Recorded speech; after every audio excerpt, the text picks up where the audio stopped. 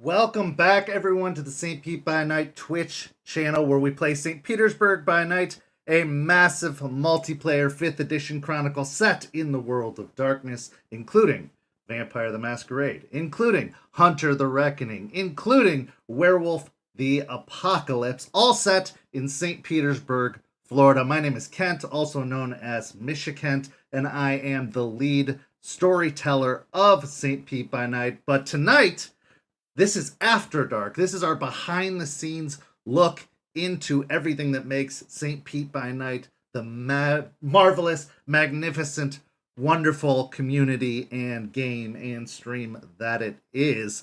This is where we talk to amazing members of our community that make the game happen, including storytellers, including players, including webmaster wizards, of which, like the Highlander, there can be only one, and we are lucky enough to be joined by that one tonight. Tonight we are talking to Kyrie the Webmaster Wizard. There you get to see a little blurb about Kyrie, and we're going to, jump into a lot of the details of what we see here. But this is just a small synopsis of the amazing things that make Kyrie such an important part of this community. And though I could go on forever, let's allow Kyrie himself to introduce himself.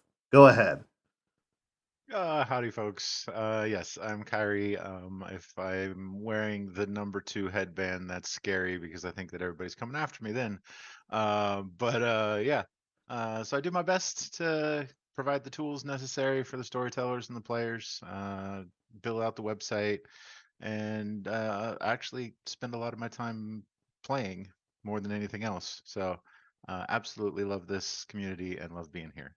Well, I have so much that I want to talk about with you. So much, in fact, that I doubt we can probably fit it all into one single conversation. But I'm going to do my absolute best to try and cover as much of it as humanly possible. As a reminder to everybody who is watching along live on Twitch today, After Dark allows for questions and answers coming from the community, coming from the viewers. So if you have any questions that you'd like me to ask Kyrie at any given time, please feel free to just throw them into the chat, and I will bring them up when I can find a space in my fangirling to do so. So, Kyrie, let's start kind of in a neutral spot before we get into the St. Pete stuff, before we get into the webmaster wizardry that you've done for our amazing community. Let's start simply with how did you get into TTRPGs? Where did you first kind of encounter and discover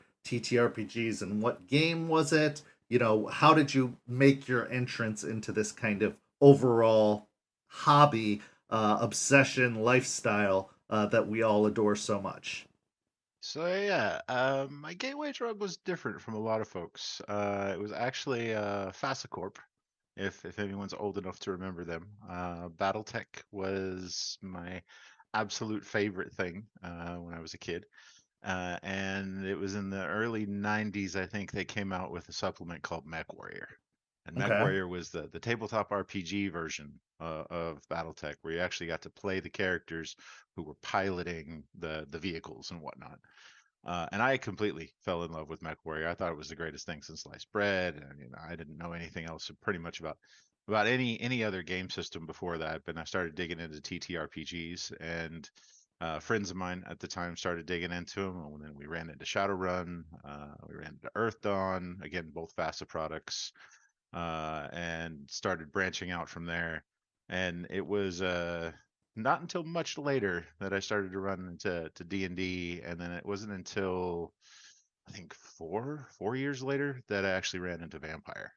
It's funny Um, because I think the first system that I ran into, and this is going to be very, very weird, was the Men in Black system. I think mhm. that's the first like book I picked up of a TTRPG. Even though I played a lot of board games that were very similar to TTRPGs. Like I'm dying because I can't remember the name of it right now. But do you know where you'd construct the dungeon and you'd have the minis and you'd play it like it was a board game, but also Yep. it was kind of like a TTRPG at the same time.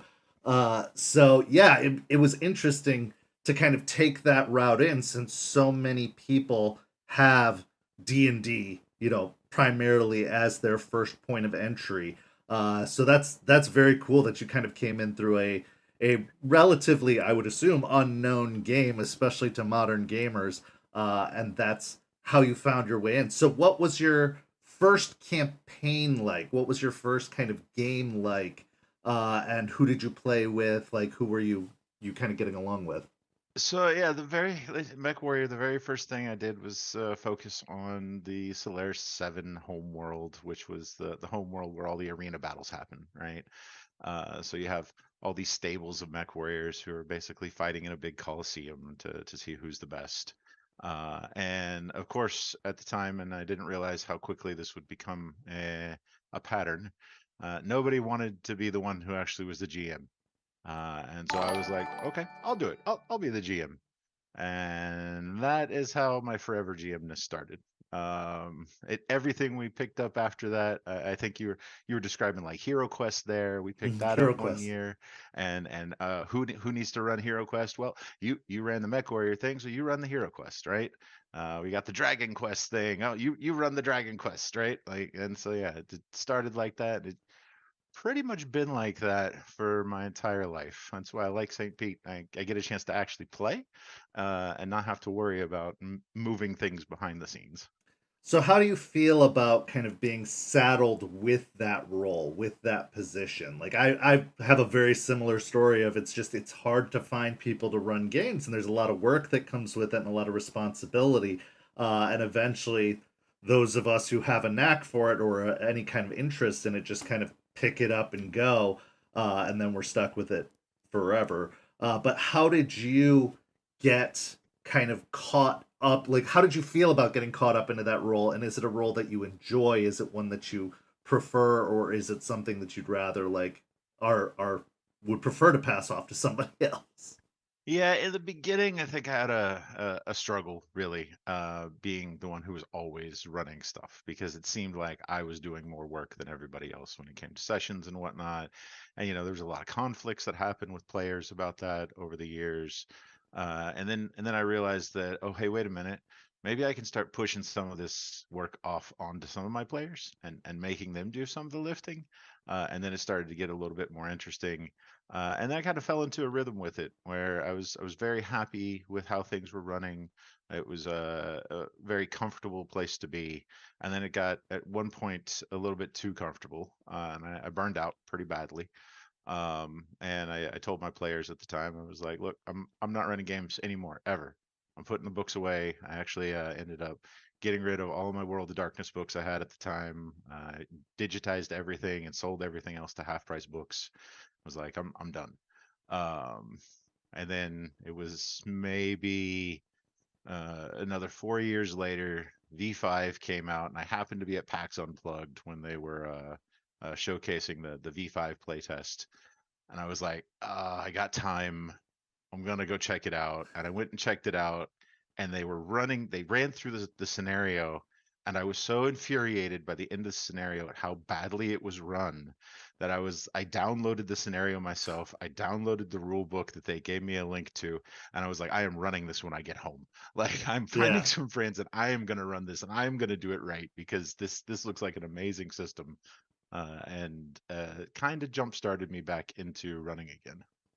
Well, and that's something that I've found about you as a person is you don't take less than you deserve, honestly. Like you're the person who will take something and be like, this could be better, and you will retool it and rework it and kind of take the impetus on yourself to be like, I'm going to make this what I think this should be or what I think this could be, and you're constantly improving on things. And we'll get into talking about the dice bot in a little bit here, which is one of the coolest features that we have on St. Pete by Night because of you. But you mentioned the World of Darkness. What was your first exposure to the World of Darkness, and how did you kind of get introduced to it? Because it has, like, it was really big in the 90s Yeah, and yeah, early aughts, but it huge. is still what I would consider to be a very cult role-playing game. Like it has a underground following. It's never reached a level like a D&D or Hmm. even like a Hmm. Pathfinder. It's kind of always been one that's been below the surface that people hear about, but they never, it's not in your face like a lot of some other systems could be. So what was your first kind of introduction to the World of Darkness, and how did you encounter it? Yeah, so it was actually kind of completely by accident. I'd showed up at the local game store expecting to play in a Magic tournament because I was actually really big into Magic at the time too. And the tournament didn't materialize because only three of us showed up, and they were paying prizes to the top three, and they weren't just gonna give out prizes just because we were there. Store makes its own rules when it comes to that. And there was a table of vampire players there who two of their players had canceled. And they were like, hey, we can't run this. Do y'all want to come in here and just kind of sit in and play some pre-gens? And I was like, yeah, sure. I'm not doing anything else. I don't want to go home. I was young and don't want to be in my parents' house, of course. Right. Who wants to do that? And so I sat down. They gave me this Bruja Anarch who was a hacker of some kind. And my first experience of the game was our Anarch hideout being kicked in by the Camarilla. Uh,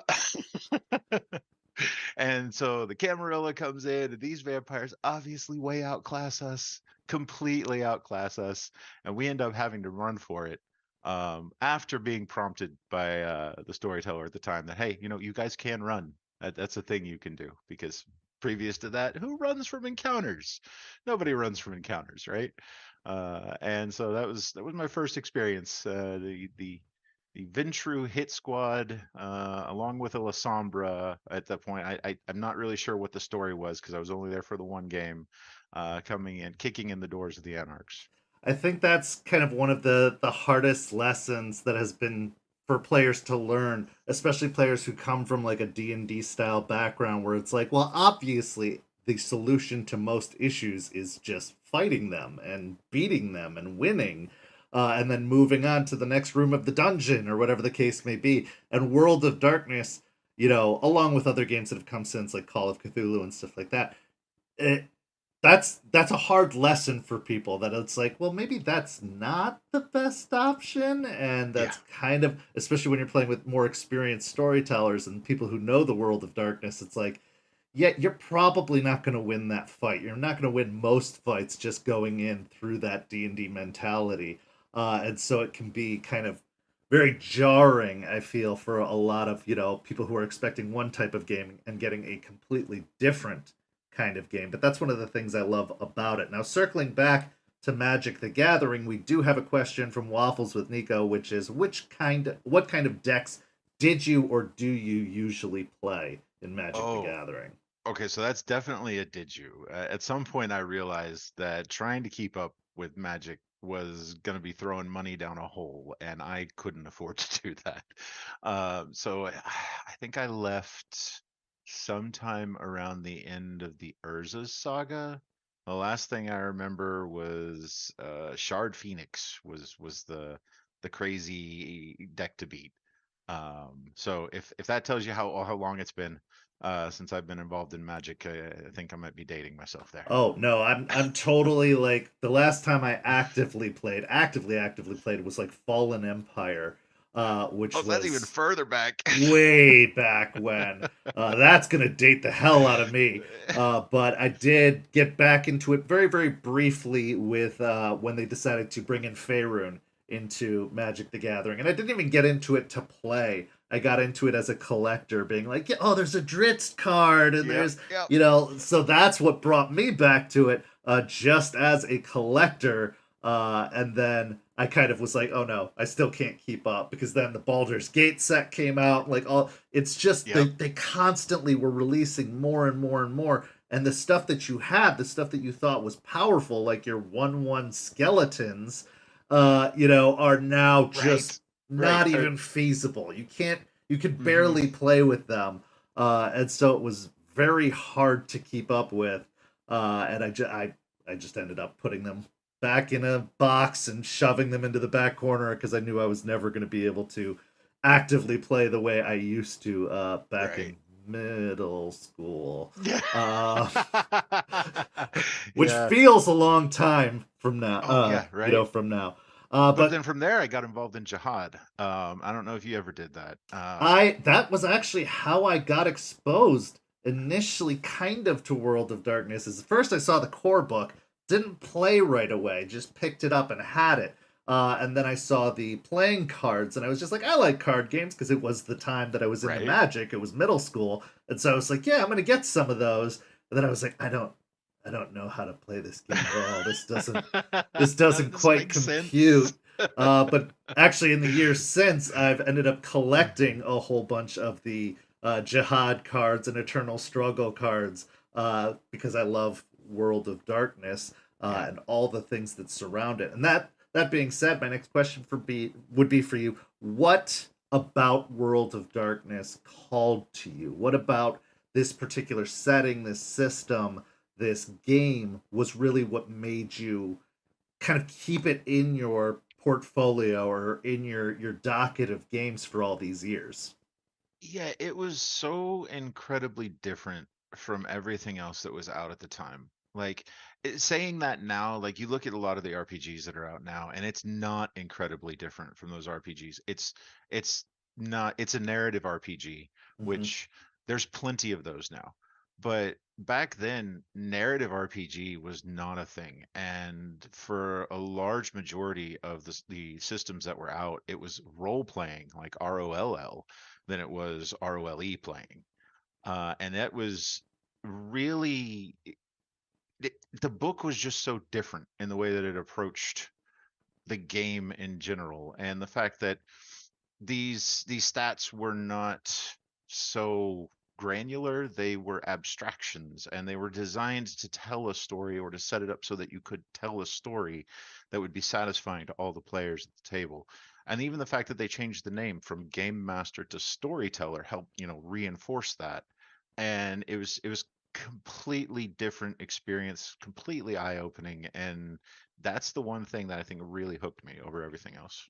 Yeah, I love the idea of ROLE versus ROLL. I'm a theater kid. I did theater all through high school. Like I've done a lot of community theater since, and I love the idea of creating and inhabiting a character and the weight being put on social encounters more than physical encounters. Yes, they had mechanics for physical Right. encounters. They had, something that would play to that a little bit more, but they did have so much behind the social encounters. It wasn't, a single skill or a handful of skills that if used creatively could be helpful. It was a lot more like, here's how you can do it, and here's a whole bunch of stuff you can use to augment it. And Yep. like a Yep. lot of the weight of World of Darkness is behind the role play versus the ROLL play. And I'm not, I played AD&D, which you had to have a math degree to be able to even comprehend. And I went through 3.5, fourth edition, which threw everything off, fifth edition, but I love that World of Darkness kind of stayed consistent even Right. through the editions. Yes, they'd add some things, they'd take some things away, they'd rework a few things, but the concept of the game was so simplistic. And the handful, like the big handful of D10s, is such a powerful feeling that you it, just it don't get in other games. it actually feels a lot like Shadowrun. If you ever play Shadowrun, that the bucket of D6s that you end up Oh, rolling is it's just ridiculous. it's absolutely amazing. We have another question, and I'm having to scroll up here from Hugo Boss J, a regular here on After Dark, who asks, do you currently have any systems you really want to play? And I'm going to add the preface that you have not played before, like ones you've heard of but have not actually played. Absolutely. So, how old do you want to talk? Because I got one that's really old. I got one that's not so old. Uh, Let's name a few then. We're not going to okay. limit to one. Let's go with Um, really old, more okay. All modern, right. Right. and go from there. So, Cult came out back in the early 90s, like right around the same time that VTM came, that I registered the VTM was out, right? Because I think VTM was in its second edition by the time that I registered it was out. And I've always been fascinated with the lore of Cult, but I've never actually had a chance to play a game of Cult. And it seems so mind bending that I think the closest thing I've played that could scratch that itch is actually Mage the Ascension. Okay. Um, but it's so much darker than Mage the Ascension is, because it's the war between angels and demons, and how they are affecting the universe and mankind. Burning Wheel is another one that I have not had a chance to get my hands on a game of, because I just never seem to be in the right place at the right time. The social combat mechanics in Burning Wheel are amazing. You can do things like say, well, I'm going to filibuster this situation, and you get bonuses for doing the filibuster, right?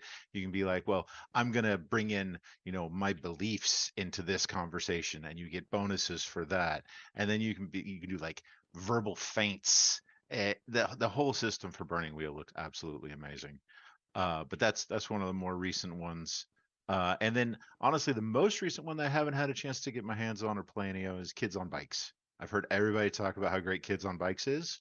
The Uh, Powered by the Apocalypse system in general, your Monster of the Week, your Kids on Brooms, Kids on Bikes, like all of those games, I love those games because it is so mechanics light and creativity heavy. Like it's so like, okay, here's the kind of what we're going for with these mechanics, but it really does leave it up to you and your person who's running the game. I know they have a term for it too that isn't, DM or storyteller. But those people are so like it just leaves so much flexibility, and I love that. I love to see people do things creatively, and I love to see people use their own imagination to kind of give weight and merit to things. And yeah, so the Kids on Bikes, I definitely want to play that one. I've played Monster of the Week, and I have the books for Kids on Bikes and Kids on Brooms, but I have not had a chance to play them yet.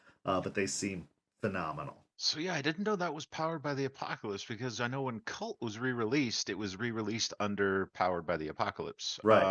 So I'm not sure now. I kind of want to play the old Cult and the new Cult to see the differences between the two. Yeah, absolutely. Absolutely. But yeah, it's just a wonderful system, and they've added a whole bunch of settings to it, and I think it is so cool that they've come up with so many creative offshoots, and that it's doing so well. I mean, this is again a gaming company and system that doesn't have the backing of a D&D. It doesn't even have the backing of a World of Darkness, but it's still managing to hang in there, and I'm glad to see such variety happening in the kind of gaming stratosphere, and Right, that you don't have to dig too deep to find it anymore. right. It's much more accessible with social media and with communities like St. Pete by Night.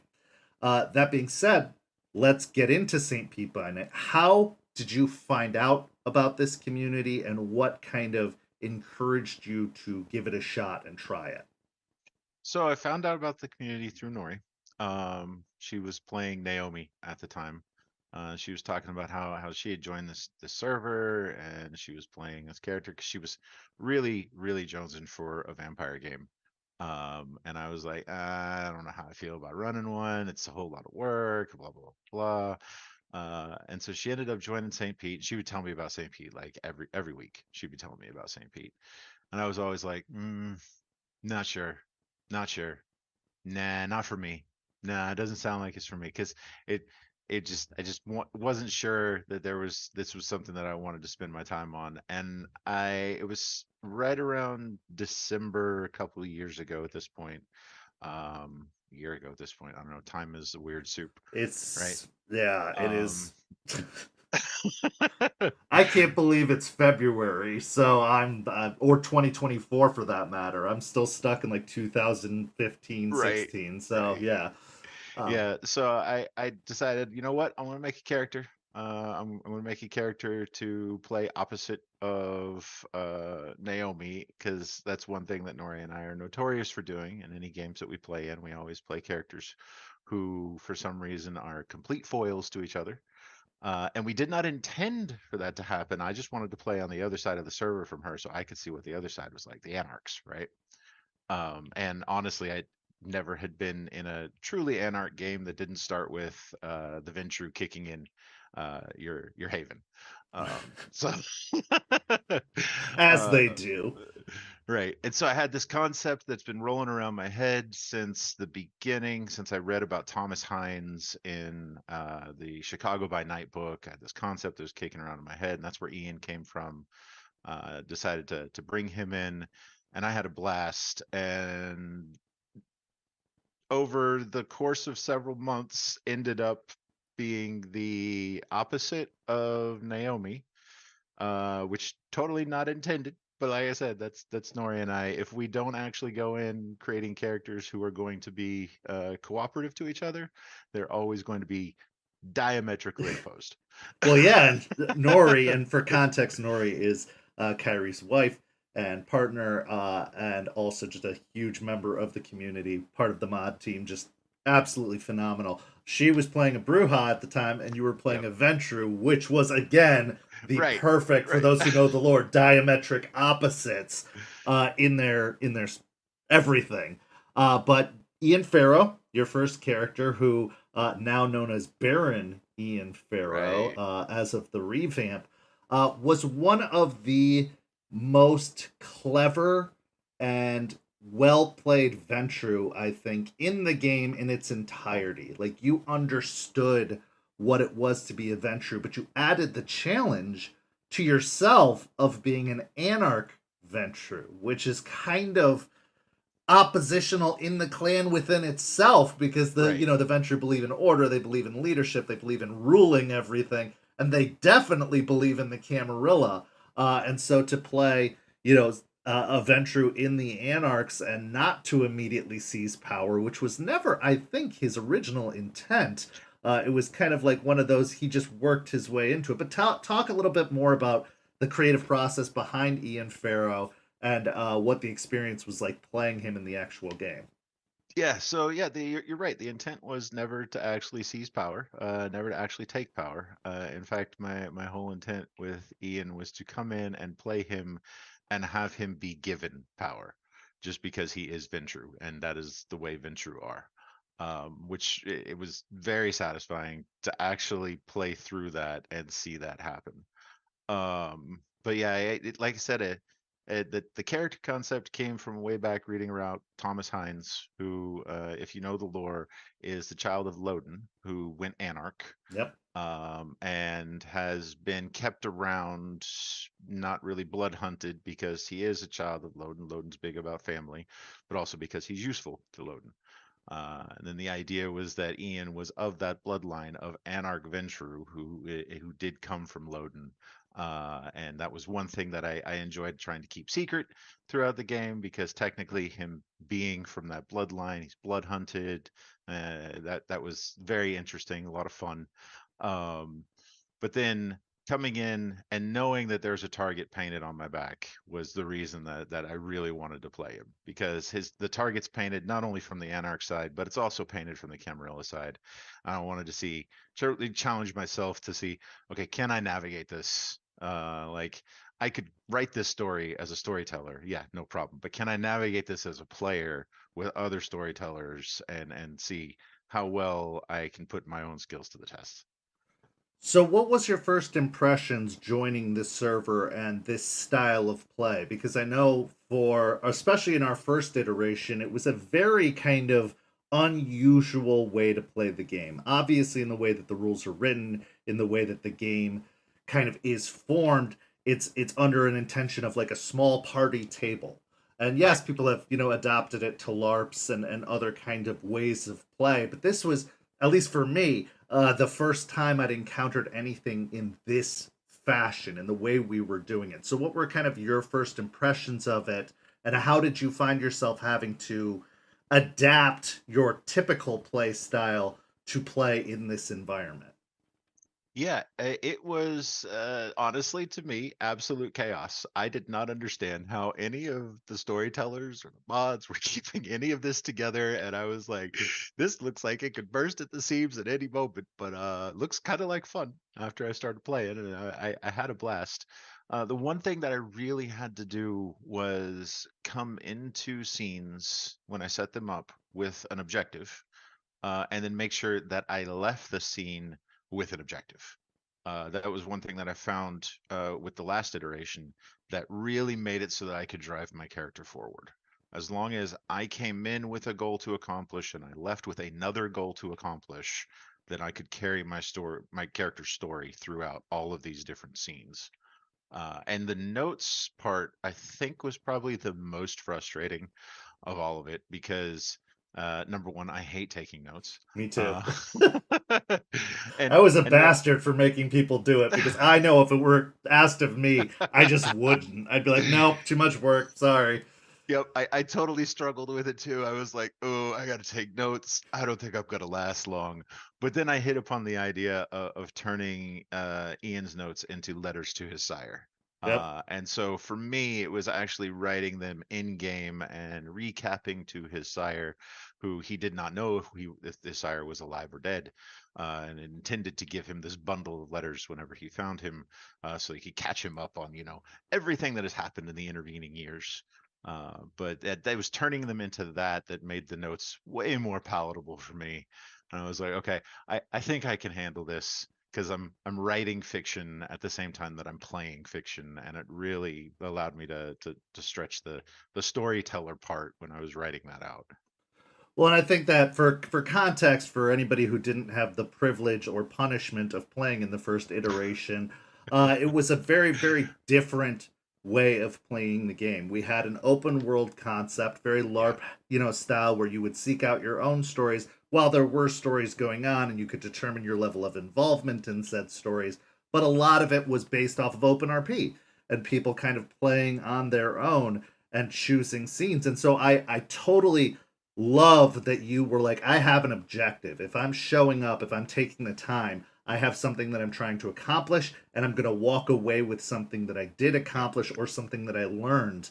And I think, especially for newer players who joined the game, they didn't quite have that experience or that play style. They would just go just to go, and it was a very addictive concept that the game was open 24 hours a day, 7 right. days a week, that there were people playing and you could just hop into scenes and be a part of stuff. And they got really swept up in that. And I think that ended up being kind of the downfall of a lot of characters, that it ended up being problematic for a lot of characters, that they didn't come in with that very kindred mindset of like, if I'm going to even bother to interact with Right. anyone, if I'm going to go out in public, if I'm going to do anything that isn't feeding and hunting, I need to be doing it for a reason.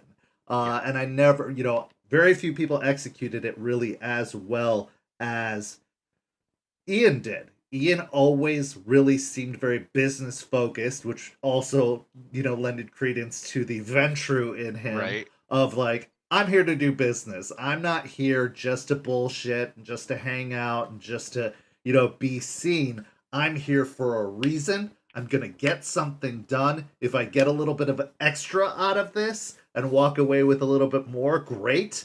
But at the very minimum, I have an objective every single time I enter into the game or the scene.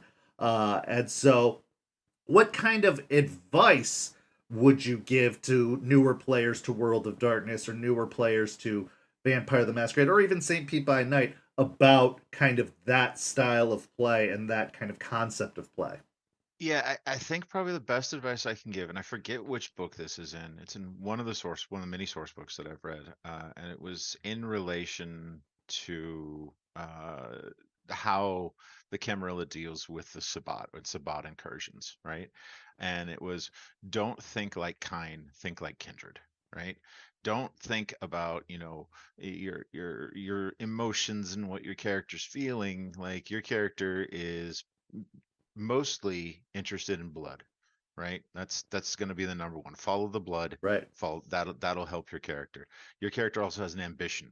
Always focus on the ambition, because that is your character's drive. That is what your character is trying to get done. That is the thing that could make them want to retire. And then anything that your character is doing should be in service towards one of those things. It doesn't have to look that way, and you can hide it that you're not looking that way. Like a lot of Ian's relationships didn't appear to be transactional, but to him, they were all transactional. He was getting something and trying to give as little as possible every time. So that's one way to focus on how you are no longer human and more of a monster, more of a beast, without being too on the nose. Right. And in a way, I think that people kind of ignore the fact that you're still a predator. Right. Your predator instincts aren't just for hunting and getting blood. They're in your social interactions. They're in your overall motivations, your ambitions, your desires. Like everything is about hunting something, Yeah. whether it's hunting power, whether it's hunting influence, whether it's hunting, whatever the case may be, you are trying to hoard and gather and hunt down these aspects. And yes, you do through a variety of ways based off of your clan, based off of your character build, but you are by your very nature a hunter. And on the opposite side of that, you're also struggling to hold on to your humanity, which is going to allow you to stay a predator and a hunter for a longer period of time. Because if Right. you just go full in on the predator side of things, you're going to quickly succumb to humanity loss, and you're going to quickly be taken over by the slobbering, Yep. ravenous beast inside of you. So it is a tenuous balance, but your primary motivation, your primary focus is hunting, is being a predator in your encounters, in your interactions, even within your own coterie, is kind of Hmm. like, Hmm. what am I getting out of any interaction that I'm going into? I'm not just giving, because giving is losing, giving is becoming Yeah. prey. You are getting something out of it. So Ian was a particularly interesting character because he had a vast knowledge of kindred history. He was very, very well versed, like yourself, in the lore and the history of kindred. But he had a very, I say socialist just because it's, I think, most translatable to people by what I Yeah. mean when I say that. But he had a very kind of triumvirate trinity style thought process of like, we are a community. I'm not just the leader and you are all the subordinates, even though sometimes he could manipulate that a little bit. He did have this kind of idea of what he expected kindred society to be. And what made you decide to go down that path, especially as a Ventrue? And then what was your thought process when it came to entering into a city where it was kind of being built like that, even within the Camarilla under Isabel's dream. Like, let's talk through that. Yeah. So Ian, originally the concept with him was he's an anarch agitator who would spend time in, several anarch baronies, learning how anarchs operate, how anarchs work, and then had taken all of the knowledge that he'd gathered about anarchs and Camarilla and put that into use, infiltrating Camarilla domains, basically digging in and slowly finding people who he could speak to and change their minds over time. Which is why when I was trying to figure out where he came from before St. Pete, Miami seemed to be a perfect fit for him, especially Yes. since it had recently flipped. And so I'd written that recent flip into his backstory that he was, one of those voices that helped push that to happen. And his idea when I was bringing him to St. Pete was first thing you do is you dig in, being Ventru, right? You dig in like a tick. You have fortitude. No one will be able to remove you. And then once no one can remove you because you are physically immovable and you are socially immovable and mentally immovable, then you just agitate in ways that no one can really tell that it's you. And slowly the anarch sentiment takes over the city. Little did I know, after building all this and having this character who believed that Constantinople was the ideal, little did I know that, oh, well, this city is based on Constantinople. Like, literally, one of the bloodline of Michael is the prince, and she was working on rebuilding the dream. And so having my character confronted with, oh, holy shit, where did this come from? Why did no one ever tell me about this? Like, this is amazing. This is the place to actually build the thing that he wanted.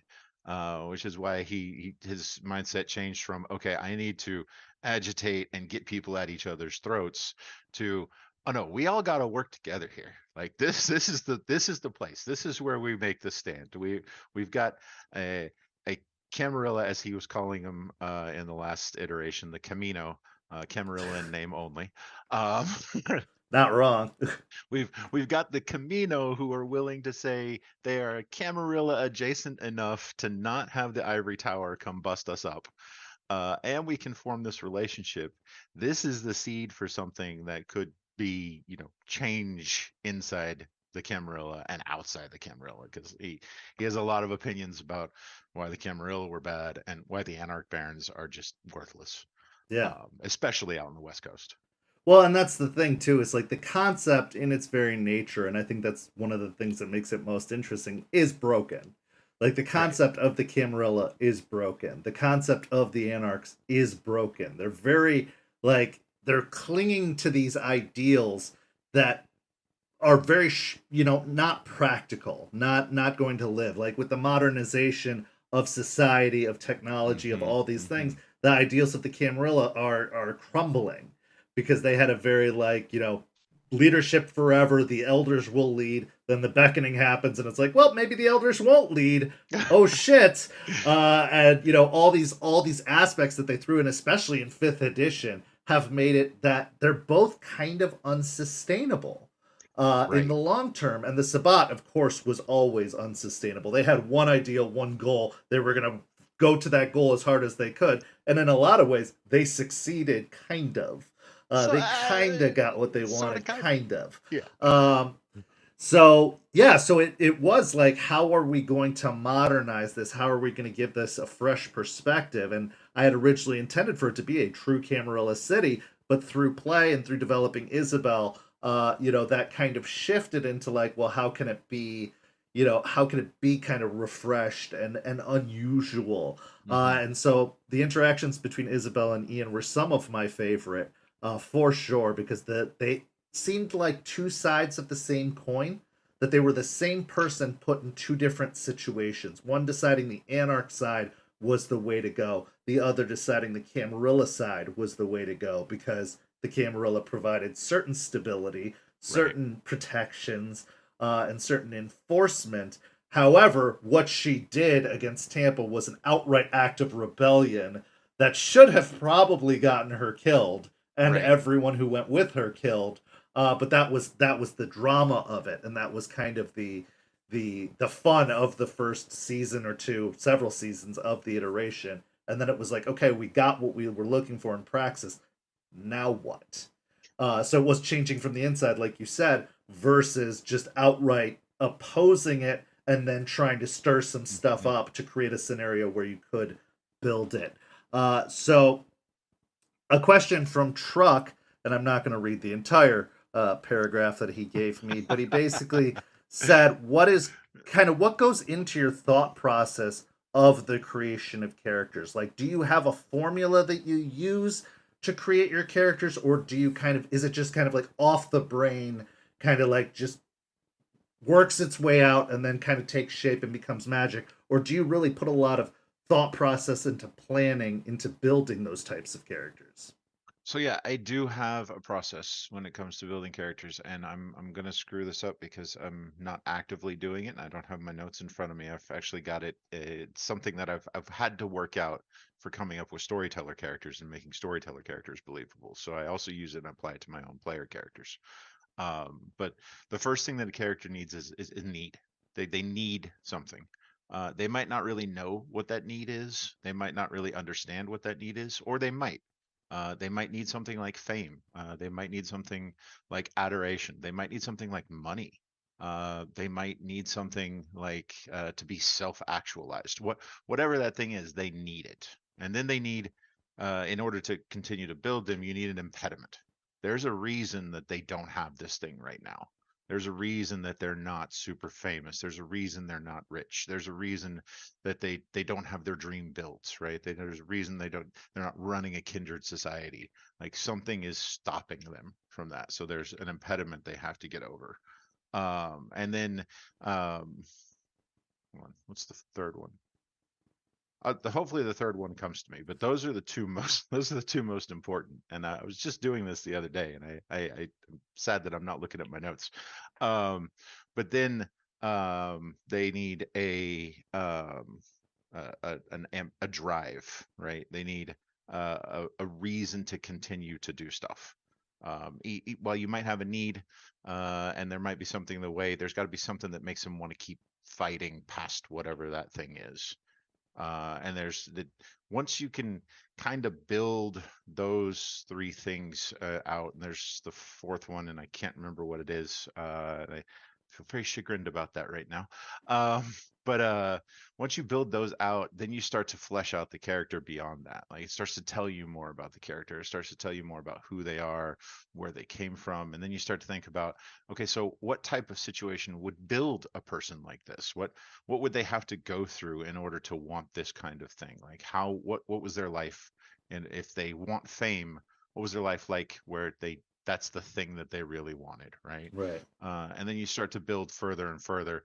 And honestly, especially when it comes to vampire, build the mortal before you build the vampire. I have said this since we started this server. I've said start with a human, and then your storyteller, your fellow players, your we will make them into a vampire. We will attune them and twist them into a vampire. Don't start with a discipline. Don't start with a clan in mind. Don't start with anything like that. Start simply with a mortal, because you might discover something about that mortal that will make you end up picking a clan that isn't necessarily one you'd normally go towards, or might have you experimenting with something, and your storyteller can help lead you to that. Say like, okay, what you said you love Ventru, but what you've really built here is a ministry or is a Banu Hakim, and like let's look into that now, keeping your concept the way it is. I feel like people try to shove a square peg into a circle hole, and it doesn't work. They're just so set on playing something specific, whether they want a specific discipline or they want a specific clan, that they end up kind of confusing it. Or the common over popular, I'm going to play the opposite of the clan. I'm going to play the unusual black sheep, not realizing that, well, yes, that's a good concept, but that's very rare in the lore, very rare in the way the system was built. The system was built that they, and this sounds toxic and unhealthy, but that they groom and look for a specific type of person before they embrace them. They're not going to embrace them willy-nilly. Venture, yeah. And in the Toreador, they look for certain qualities, and not having those qualities is going to pretty much throw you out of the running for being embraced by that clan. They're not going to embrace you. And maybe one rebellious kid goes off and does something stupid, but when you have an entire city of unusual off type characters, it's problematic in its own right. It doesn't work. You need to Right. have some people or a majority of people who follow a certain mold for it to fit within the setting, within the system as it is. Um, that being said, what's your And favorite? Oh I yeah, just go remembered ahead. what the Go fourth ahead. one was. The fourth one is a hook. You need something that happened to them last Thursday. And I say last Thursday, meaning like very recently. Like you need something that is driving them to action right now. Yeah, Like, and it has to be something dramatic, right? Like in the case of last Thursday vampires, they were turned into a vampire last Thursday. In the case of vampires who have already existed, something happened to them last Thursday that is super important. Like in the case of Ian, last Thursday he moved to St. Pete. Like that's the brand new thing. And so he has to get the lay of the land. Otherwise, as a vampire, he's just going to get steamrolled by the right, vampires who are already here. So that gives him a reason to get in there immediately and start doing stuff. right. So your way of building characters, did you have that? Have you used that for a long time? Because it's funny to me, that's what fifth edition helped bring to Vampire and the World of Darkness. Funny enough, Yes. with ambition and desire, it's like, what's your long-term goal and what are the steps you're going to take towards achieving that goal? So it's very interesting that you mentioned it that way. So have you been using that kind of philosophy or that mindset for a while of what's a need and what's impeding that need, or is that something that you kind of discovered through this new rendition? Yeah, I actually started using it for storyteller characters. I started using it for characters in D&D even, like trying to make them more real so that when players ran across them, those characters wanted something. And potentially, if the players say the right words or do the right things and feed into what that character wants, oh, absolutely, I'm going to help. Um, and those taking that and then seeing it in fifth edition was absolutely mind-blowing because I couldn't stop talking about how awesome fifth edition vampire was with the way the characters creation goes, the way they tell you to do the mortal first. If you step through all of it, it's all right there. And I was just like, this is what they needed back in second edition. The Yes. nature and demeanor stuff was garbage. Like this is what they needed. They needed this ambition and desire stuff. Like this was really good. I think there's a way they could have balanced both. I did like nature and demeanor because it was like, are you what you present to other people? That's how I viewed nature Yes. and demeanor. Like, Right. what are you beneath the surface and what are you presenting to other people? Which I still think has value. I It still does. think, but they don't really emphasize that so much in fifth edition as they did in the older editions. Right. And so I still like people to think of a nature and demeanor, regardless of if you're going to use it on a character sheet, regardless of if there's any mechanical benefits or whatever to it. I think like you should still have that kind of philosophy that you aren't what you say you are. Right. I think that's still a really important thing to have in the character creation process and in the fleshing out of a character is what do you present and what are you really? Or Um, if you are, that you are very transparent a character, right? Like you're just a naturally transparent person and you're not trying to pretend like you're something else, which 100%, which is a which totally could legitimate yeah. character type. But I think a lot of people are drawn to the idea of I'm not who I say I am, or I'm presenting something different, but really I have my own thoughts and machinations. Hmm. And so Hmm. it does create a variety. It does create a diversity that isn't just okay. What clan are you? Okay, you're gonna or what class are you in terms of D&D? Like, oh, you're a barbarian. Okay, you're going to be a barbarian. You're going to hit most of the check Yep. boxes of what you Yep. expect from a barbarian, or you're going to hit most of the check boxes of what you expect from a Ventru. There's even a deeper level to that really makes you think of the ROLE of the Hmm. character versus the ROLL.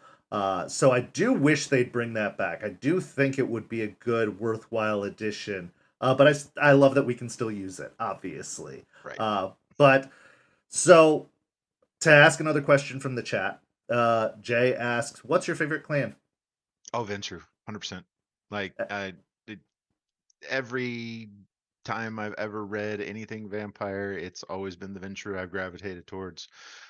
Any of those personality tests that existed way back when the internet was full of those in the little vampire community, always registered me as Ventrue. As Ventrue is, they run everything. How can you not want to be a Ventrue?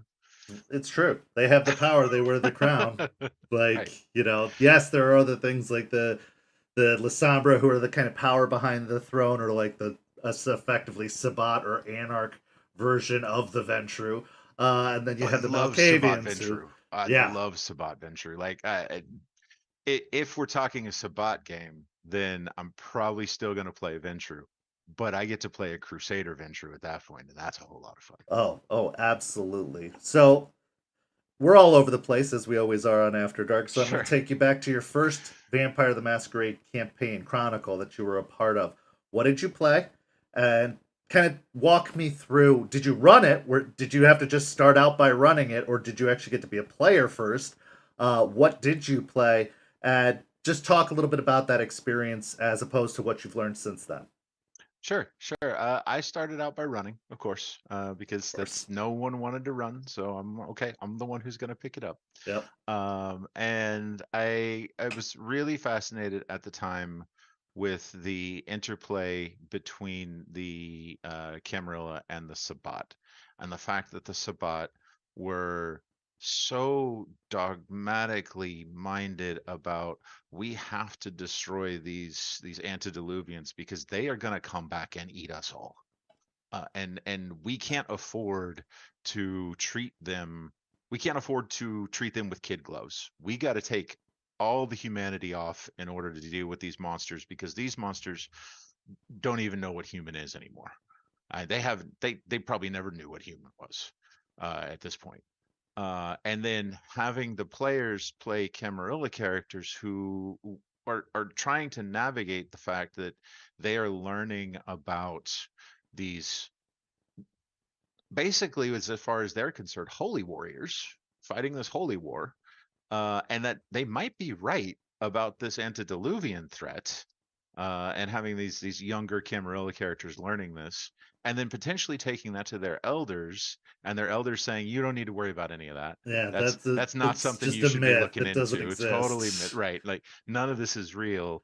And that was the basis for the game, was the fact that they are finding this Sabbat pack who is not as burned down the Camarilla as they expect them to be, because they are narrowly focused on trying to find this one elder Right. and take out this one elder.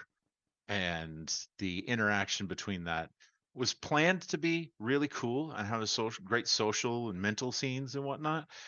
But at the time, I didn't have players who were interested in the social and mental scenes. They wanted the twin Ruger Redhawks with laser sights, and they wanted the mirror plated trench coats that protected them from all sorts of stuff, and they just wanted to go off in the streets on drive-bys. And it was kind of like, well, that's what y'all want to do. That's what we're gonna do.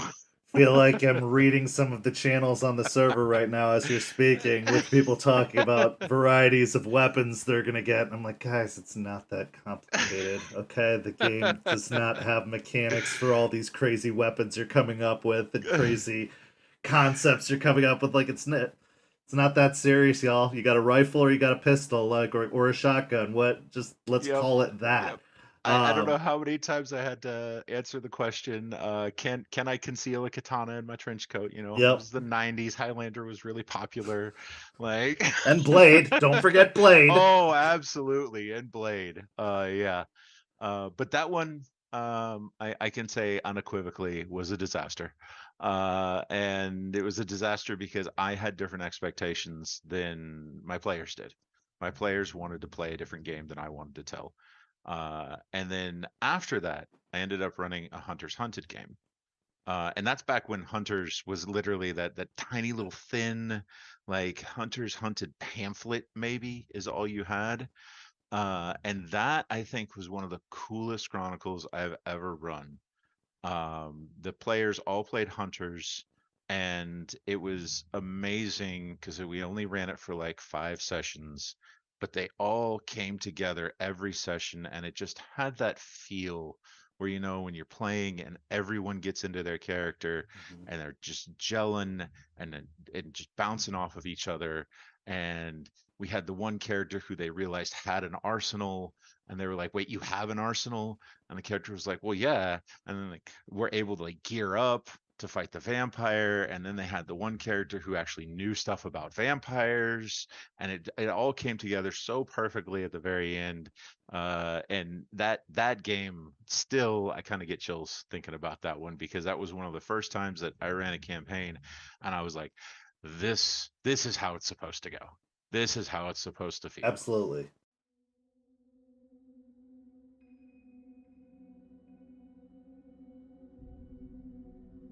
St. Petersburg by Night is brought to you through collaborations with our partnered vendors: Wolfpack Dice, Ember Fox Dice, Dragon Ink Dice, Bear the Bard, Champs Tramps, Panchi Artista, and Chromatic Creations US. Links to our partnered vendors, as well as our Twitch and YouTube channels, can be found on our website, stpetbynight.com. The official theme song for St. Petersburg by Night is Vampire by Faith and Failure. You can find them at faithandfailure.com. You can follow SPbN on all socials with the hashtag StPeteByNight. If you wish to support our program, you can do so at ko-fi.com/stpetebynight to help keep the stories rolling.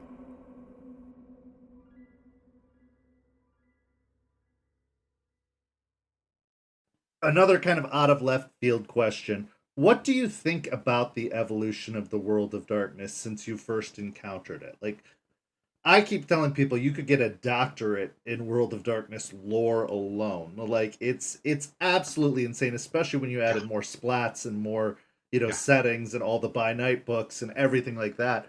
What do you think about the evolution and the way they're steering the game? Because I know there's, a a pretty large few who broke off and did 20th anniversary and are like, we don't want anything to do with what 5th edition is doing. There's obviously the edition wars, all that kind of stuff. Hmm.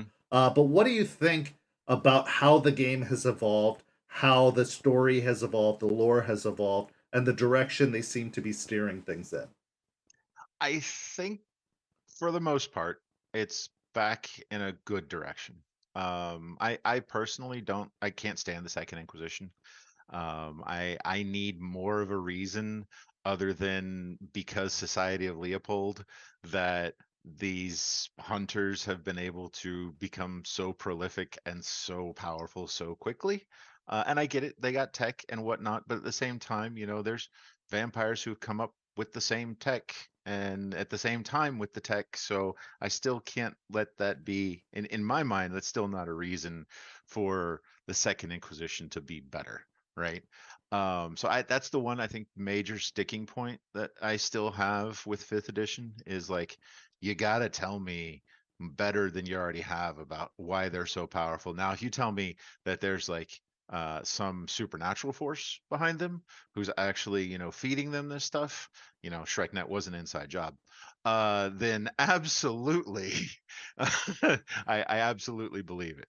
But like I'm sitting here, I'm looking at Beckett's Jihad Diary on my deck or on my desk here, and the lore between the shift from V20 to V5, I think was handled well. There's just a few things that just still don't quite gel with me. And what's your favorite piece of lore? Just in the Oh, entirety of it. Like whether it could be the entire Chicago saga, including the War of Chicago, like if it's London and Mithras, if it's even if it's something a little more obscure like the Red Question, which I know you were really into when you first yeah, started yep. Kyrie. What is your favorite piece of lore? And kind of give a little bit of context to those who are watching who aren't as lore heavy as you and I are as to what it is. Oh man. Okay, so the Chicago setting, I think, is my favorite setting, the Chicago by Night setting. I think that's kind of because that's the first setting that I got into and the one where I started to really dig the characters. And of all of those, Modius, I think, is my favorite vampire. Um, because of the effect that he has on the area around him. And I know in like V5, I think they finally killed him. I think Juggler finally put an end to Yeah. Modius, which I find very sad because I loved Modius. But Modius and Loden's War in Chicago, to me, is one of the most compelling stories because it tells both the story of the decline of the steel industry in that area Yep. and also relates it to Modius, who is this vampire who at one point could have challenged ostensibly the princiest of princes. He was that powerful. He was that well respected, but his own decline, his own loss, and just stranglehold at the hands of Loden has not only made him a weaker a weaker person, but it's made the area that he lives in weak and corrupted as well because it's just a reflection of his the lack of his humanity. Right. And Right. that I absolutely love that. Yeah, I would 100% agree that Chicago is probably the most developed setting they've had. Like, Hmm. bar Hmm. none. Even opposed to like Fall of London and Victorian era Vampire, which was one of my favorite settings they did. One of my favorite splats they did was Victorian era Vampire. But I think that Chicago, they really did their work. They did their time and they Yeah. really fleshed out a very full setting, and it's one of the only settings that gets an update every time they release a new Right. edition. Chicago always gets a new book. And so I think that they really have a lot invested into Chicago and into what they're doing with Chicago. And I think that's super cool. I think it is super cool that they have found their place. Now, would I like them to give us updates on like Miami and New Absolutely. York and everything? Of course I would. I want the whole world fleshed out, not just for me as a storyteller of a setting that isn't fleshed out pretty much at all, um, Right. but as a fan, because I do love. I want to know what Beckett's up to. I want to know, what is happening overseas. In Tokyo, they did the Tokyo stuff, and they did. I wasn't a big fan of Kindred of the East or Kindred of the Dark Continent, but I do want to know kind of that stuff, and I think that they Hmm. have a bevy of material they could release. I know they had originally announced that there was going to be a Miami by Night book, then it kind of disappeared. I really hope they do because I just think that there is so much that they can do with that kind of material, all the material that came before. Did they make a lot of mistakes? Absolutely. There was a lot of stuff in the Right. older Yeah. editions that I'm like, glad that's not coming back. I'm glad we're not going to see, Right. some of the things they've done before. But there are plenty of things that I would like to see them follow up on and follow through on. And one of my biggest critiques of 5th edition, and I'd love to hear your thoughts about this, is that they have kind of really loosen the reins on the lore. Like, yes, they fleshed out Chicago. Yes, they fleshed out London and Fall of London. But as a whole, they're not answering a lot of questions. They're leaving a lot open more than they ever did before. Of course, there's always been the rule of storytellers can do whatever they want and they can alter Yep. things however. But one of the things that Vampire and World of Darkness was good at was that they maintained a consistency of like, if you have questions about stuff, we will give you answers, or we will at least give you the next piece of the answer that we're trying to tell. Like, they had a solid founded setting in mind, and you could do with it what you wanted to. Now in 5th edition, it seems like, well, it could be this, it could be that. Like, they never tell us what the beckoning Yeah. really Yeah. is.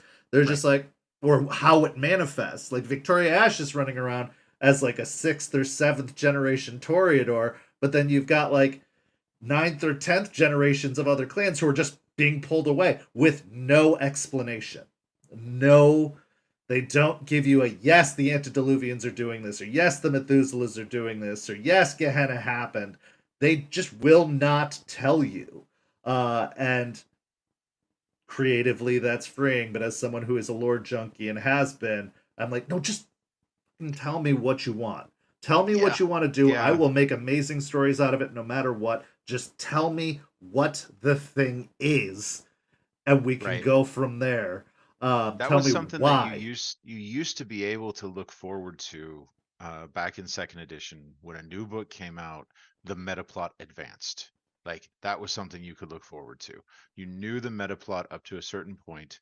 Now, you didn't necessarily know what was going to happen next, but you knew the reasons that the things happened. Yes. And occasionally they would throw in I don't want to say a retcon because they were really good in my opinion of making sure that they foreshadowed things in the meta plot for second edition. Yep. But it really feels like once they got to the apocalypse, right? Once they got to, the Red Star is here. Weekend The, Nightmares. yeah, the Week of Nightmares is happening. The Ravnos Antediluvian arises. That is where there was a really, really big change. And I remember there was the Week of Nightmare source book that came out, which had like 7 different endings Gehenna, the that you Gehenna could book. potentially Yeah. go with. Yeah. And it was like, well, no, I don't want 7 different endings. I want you to tell me this meta plot that I've been following for years. What's the end? Yeah. Like, what's the end Wrap game? up the How does story. this Tell work? me. Right? Yeah. Like, and that's something that frustrates me to no end, even beyond VTM. Like when I watch a movie or something and there's no definitive ending, oh, I get hot. I get hot so bad. Like Ugh. Inception. I wanted to throw something at the screen after Inception. Like, There's a movie called Anatomy of a Fall, which is out right now, and it's nominated for all kinds of Oscars, and it's got, it's a foreign film, but it's getting all this acclaim. I hate that movie. I will just straight out say that, and it may be triggering to some people who've seen it because it doesn't tell you. It doesn't tell you what happened. It just is like, well, make up your yeah. own mind, I guess. And I'm like, no, no, that's No, not how right. storytelling works. This is your It's story. like, You tell me the you end. tell me, did they do it? Did they not do it? Like, what is the deal here? And I hate that about something that has been so constructed based around lore. Like, I felt like the lore has been the centerpiece, the pillar of what has made World of Darkness great, of what has made Vampire great, of what has made this system work.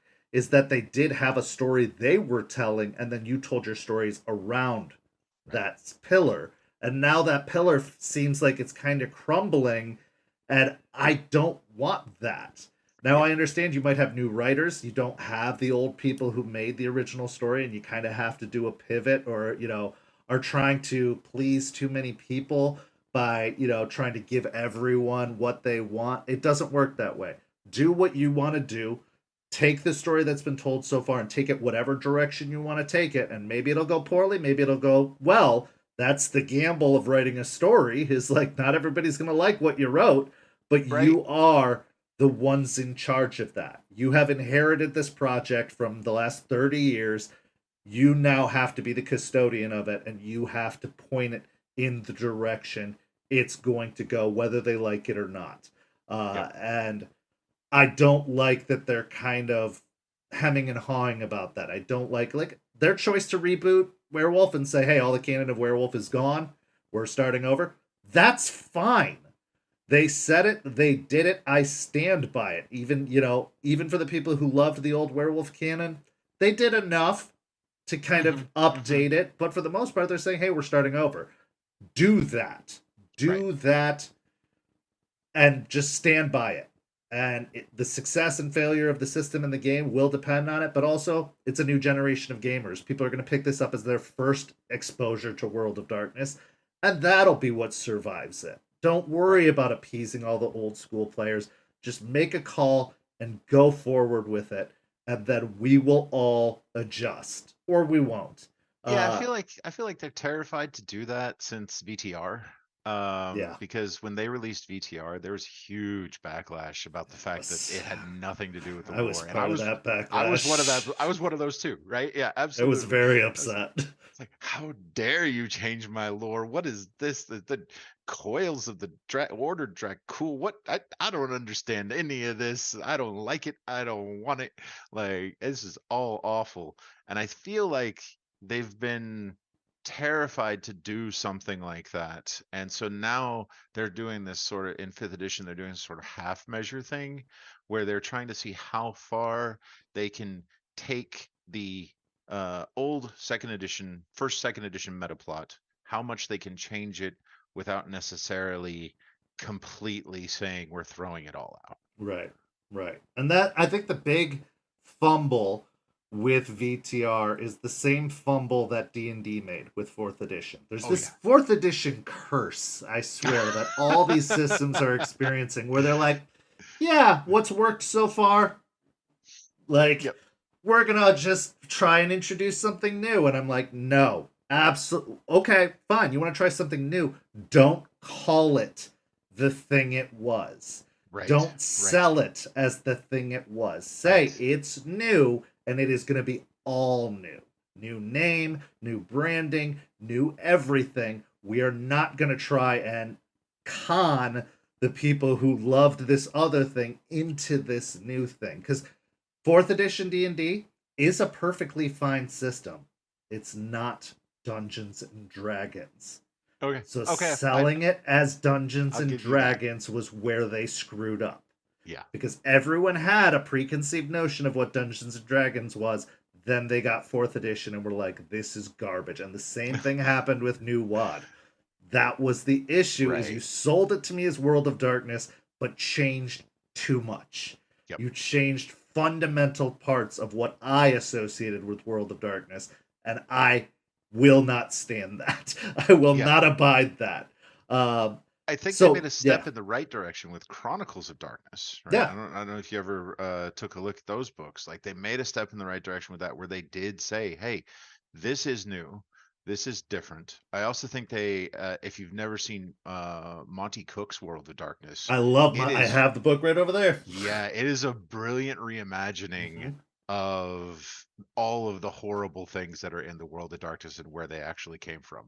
And I recommend to anyone to take a look at that book. Absolutely. And see what the World of Darkness could have been. Yeah, absolutely. And I don't mind the reimaginings, but be honest. Right. Don't try and sell it to me as what we had. Tell us it's something new. We're trying something new. We're done. We wrapped up World of Darkness in our mind, even though it was terribly done with Gehenna. We're done. So now we're doing something new. Like, that's okay, because I have the full knowledge of what I'm getting into, of do I want to give this a shot, or do I want to just stick with what I like? Right. And you're not trying to sell it to me as what I like. And so, yeah, I mean, that's the big thing. And then there's the 5th edition. We're going back to what worked in World of Darkness and in D&D. We're going back to what people liked. We've changed a few things. We learned a lot from 4th edition, and we're taking a few things that we liked from it and incorporating those, but we're incorporating it in an overall mold that we know works. And I felt like they did that with 5th edition Vampire the Masquerade too. Like, I love the hunger dice mechanic and the desperation and the rage and all. I love what they're doing, because the old splats were never meant to cross over. They were never meant to. And yet I tried to do that once. It's so hard. It's so difficult to do. Yeah, it's so difficult to do. But now I feel like it is possible. We're seeing it happen in St. Pete. This was a huge gamble when we started this thing. We're going to see if we can make it cross-splat. Let's bring in hunters. Here we go. And now with werewolves. Like, we're bringing in werewolves. Here we go. It seems balanced. And the system is the same across the board, with a few adjustments as to how things are activated. But for the most part, the hunger, desperation, rage mechanic is solid. Yeah, well, super unpopular opinion. Hunger is way better than blood points ever were. 100%. 100%. Okay, maybe it's not unpopular then. No, I love hunger. Yeah. I love, because I have 3. Okay, I'm going to go on a rant here, which I've already done. Go for it. I have 3 simple philosophies when it comes to gaming: believability, playability, simplicity. Make those things happen, and you've got a good game, whatever you're experimenting with. And I learned this from a guy that I used to LARP with. He was the one who had this philosophy. It was great. Uh, but I believe the hunger mechanics really are believable in what they're trying to represent. That the Mhm. hungrier you get, the more danger comes with it, the more struggle comes with it. Whereas blood points felt like mana points, and I'm like, Exactly. but Right. vampires don't have mana. Like even Right. Tremere don't have mana. It comes from blood. And why do they have so many? And like it's all these things. Whereas with the hunger mechanics, there's a chance that you don't get hungrier, that you're Mhm. able to do the thing and not get hungrier, and there's a little bit more chaos thrown in with that. But it's also believable chaos, and it's simple. It's Yes. simple what they're trying to do, and it translates to the other systems really well. I love it. I absolutely love it, and I will stand by it. And I'm looking forward to what they're doing. So let's talk about the future of Worlds of Darkness, because I know All there's right. a few splats out there that people are hoping or waiting or crossing their fingers and toes. There was a great TikTok about all of the unused splats so far being like, when's it our turn? Uh, what do you think comes next? It has to be mage. It It has to has be to be mage. Mage. And if I had my way, they would do Ascension, but I don't think they're going to do Ascension. I think they're going to do Awakening, and that's going to make me very sad because I'm very much tied to the Ascension War and to the concept of the Ascension War and the battle for reality, and even how that played into the Tremere needing to become vampires in order to survive the Ascension War, Right. because that magic was literally being torn from them by the technocracy, and they needed to find another way to continue. These mages who had used magic to keep themselves young for decades, centuries, and they were originally from Ars Magica. Yep. If and that system is super complicated. I've looked at it once and was like, nope, Nope. I'm gonna go back to my Tremere. Uh, but yeah, that all played into it. So I really hope that they do Ascension, but I'm afraid it's gonna be Awakening. Or it could be a mix Uh, of the two. Like that's one thing that they've done is that they've really shaken up kind of how they're doing it, especially with resetting lores and stuff like that. Like it yeah, could be both.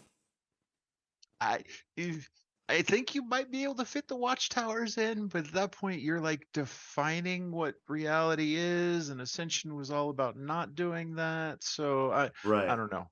I mean, literally at one point, if you read the Mage the Ascension lore, there was a mage who took over the entire planet Earth, and everybody forgot about it Yep. because I think it was Faraday who actually sacrificed his life. The Faraday, the scientist and technocrat who sacrificed his life in order to banish this guy into the ether. But yeah, and then everybody forgot that it happened because paradox. But it's Mage, at least Ascension, is absolutely wild. If you ever play in a Mage campaign, you start off basically homeless and trying to figure out where rent is going to come from the next month. And by the end of the campaign, you are fighting the god of death. Yep. So So one thing that I've loved that they've done with fifth edition is that they did take an unexpected path. When they dropped Vampire and then immediately followed it up with Hunter, which I was surprised by because Hunter was not one of the big three. It was probably, in my right. mind, one of the less good systems in the older editions. It was one of the less believable systems in the older editions. I was very interested, and then I looked at it mechanically. And for all you mechanics nuts, you're probably going to completely tune out during this bit. But there's something about the rollout pattern they've been using where each system feels like a play test for the next system. Yeah. Looking at Werewolf was a great setup for Hunter because what they've done with 5th edition is they've made the humans the BBEG. The humans are the scariest thing to all of the supernaturals. Humans are the biggest danger. Right. uh, Hunter's mechanics were definitely trying some things for Werewolf. And that now, me being, a primarily werewolf storyteller now on this server, I am looking at the werewolf mechanics and I'm like, holy shit, they're auditioning mage. They're trying mage with the gifts and rights system, Mhm. with how they're, executing it. They're basically play testing what mage is going to be. So I 100% agree with you that mage is next. I have no Yeah. doubt, especially of the major releases. Haha, no pun intended. Mage has to be next. I wouldn't be surprised if we saw another unusual splat dropped in like Wraith or something like that Oh, in the interim. I could see it. I could see it. But I believe the next big one is going to be Mage for sure. No question about it. I'm not sure about Changeling, which I know is an unpopular opinion. I'm not sure how Changeling is going to work in this all. I always thought Changeling was kind of a out of left field from what I understood the World of Darkness to be. I always felt the World of Darkness was very grounded and gritty, and then Changeling, I was like, okay. Um, but I'm not saying no, and I'm not saying I wouldn't incorporate it if it did come in. I just it felt like very, very a grab to something kind of distant. But I'd like to. I'm interested, and I do like the way they're going about it because it does feel like everything is a setup for what's next. It's readying the player base for what's next. It's like, okay, you've played Vampire since 2019 or whatever.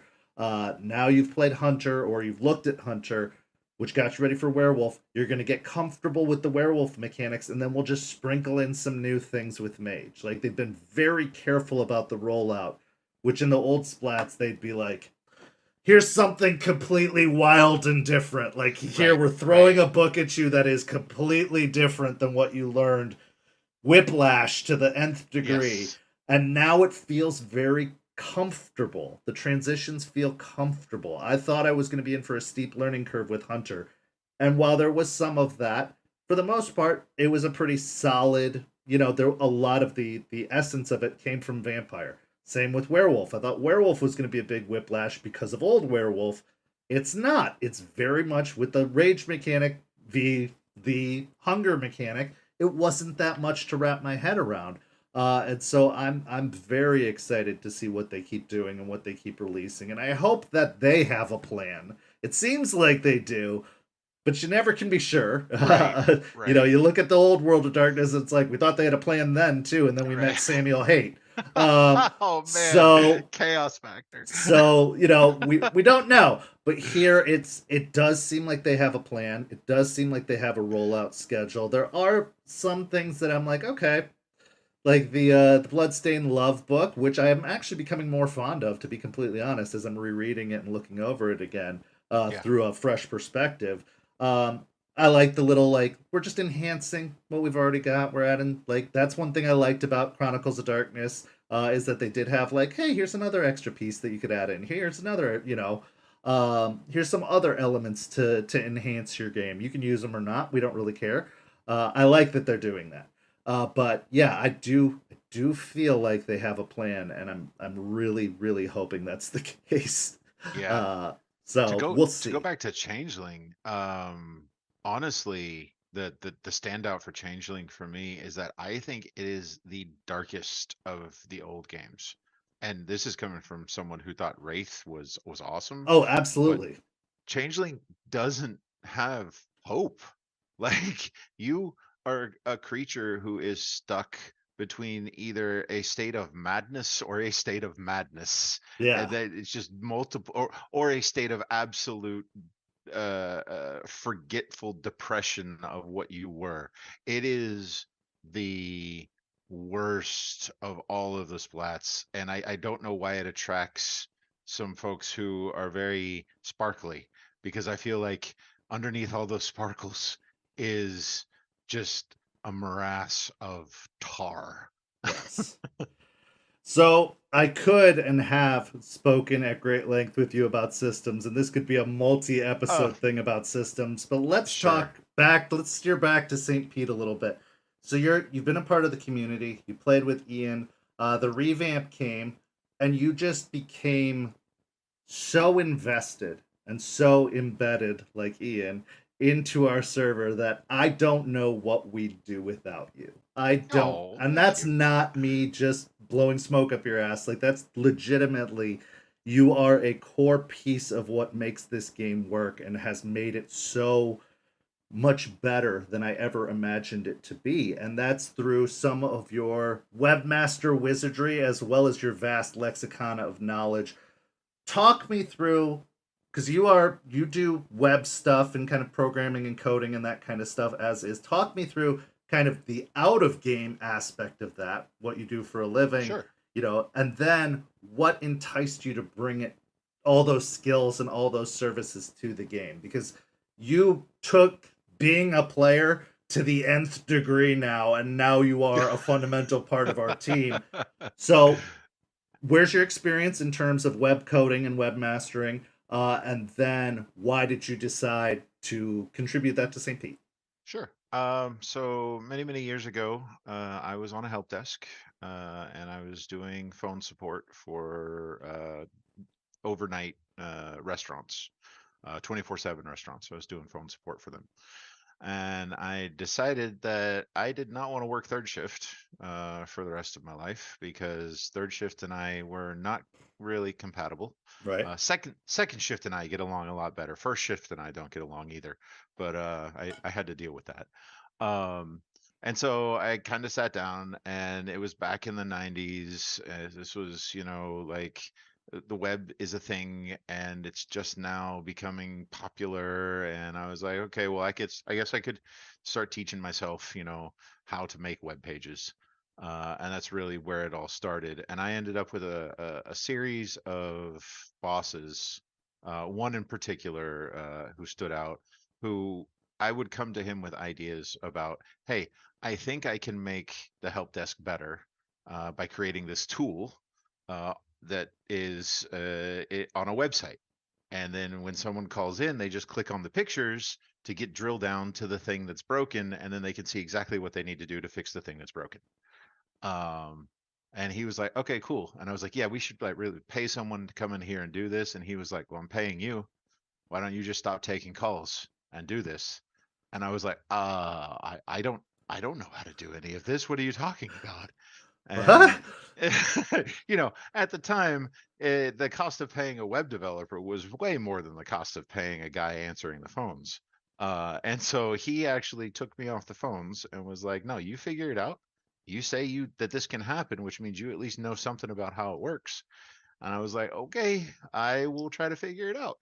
And I started to build processes and procedures into a website and basically a content management system, and kind of stumbled my way through learning databases. And I went through Perl and PHP as programming languages and finally settled on Python.